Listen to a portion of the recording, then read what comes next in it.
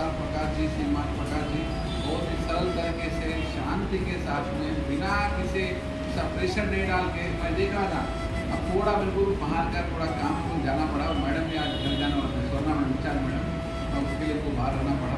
तो बहुत ही शांति के साथ में आपको बिना किसी यानी आकर्षण, रोचकता, उत्साह, नेक्स्ट क्या सार बोलेंगे, नेक्स्ट सार ఏం చెప్తా అంటే టాపిక్ సార్ ऐसा बोलते हैं, नेक्स्ट क्या बोलते हैं, उत्साह कौतूहल रहता है, एक रोमांचकता रहती है, नेक्स्ट क्या बोल रहे इसके बाद में क्या है, लिखे ए क्या बी क्या, ऐसा है कि एटम में इंटरेस्ट पैदा हो जाना।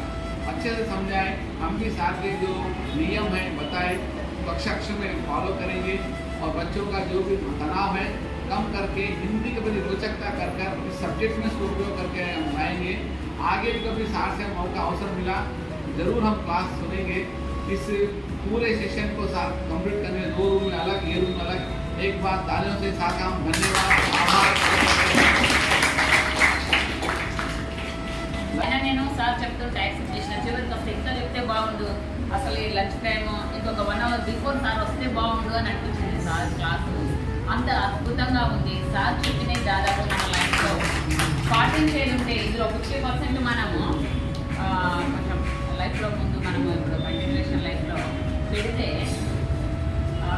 చాలా ప్రశాంతంగా హ్యాపీగా వండర్ఫుల్గా ఉండగలుగుతాము. ఇంకా అన్ని విషయాల్లో పర్సనల్ కూడా సార్ ఇందాక చెప్పిన లాస్ట్ టాపిక్ సార్ చాలా బాగుంది. ఇప్పుడు అందరం పెద్దవాళ్ళు కాబట్టి నువ్వు చెప్పింది ఎండింగ్లో చాలా యూజ్ అవుతుంది అందరికీ. అత్త కోడలు అనేది ఒక సమస్య చెప్పారు చూడండి, అన్నీ ఆమె 2 ఇయర్స్ కూడా అతను నెగిటివ్గానే చూసింది. ఏదో ఫస్ట్ డాడీ ప్రశ్న వచ్చి అంటే ప్రతి విషయంలో ప్రతి ఏ రిలేషన్ అయినా కావచ్చు మనము పాజిటివ్గా వాళ్ళని చూడడం మొదలు పెడితే బహుశా సార్ చెప్పినట్టుగానే అన్ని విషయాలలో అందరికీ ఉండాలని నేను అనుకుంటున్నా. ఇది చాలా అద్భుతంగా ఉంది. ఇది లైఫ్ టర్న్ చేసే పాయింట్ కూడా అవుతుంది.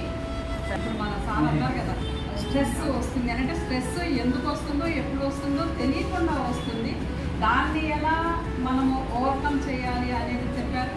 సార్ని కూడా నేను 2-3 క్వశ్చన్స్ అడిగాను. వండర్ఫుల్ లైఫ్ అంటారు. వండర్ఫుల్ లైఫ్ అంటే ఏంటంటే అడిగితే సార్ ఒక్కొక్కరి కోణంలో ఒక్కొక్కలాగా ఉంటుంది. అంటే మనం అచీవ్ చేసుకునేటువంటి లక్ష్యాన్ని బట్టి ఆ వండర్ఫుల్ లైఫ్ మనకి దొరికిందా లేదా అనేటటువంటిది మనం అనుకుంటాము.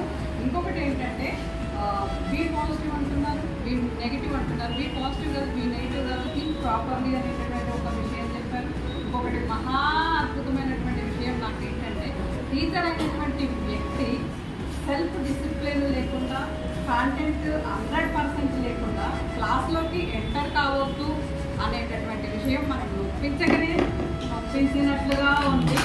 ఇది మనం అందరం గ్రహించవలసినటువంటి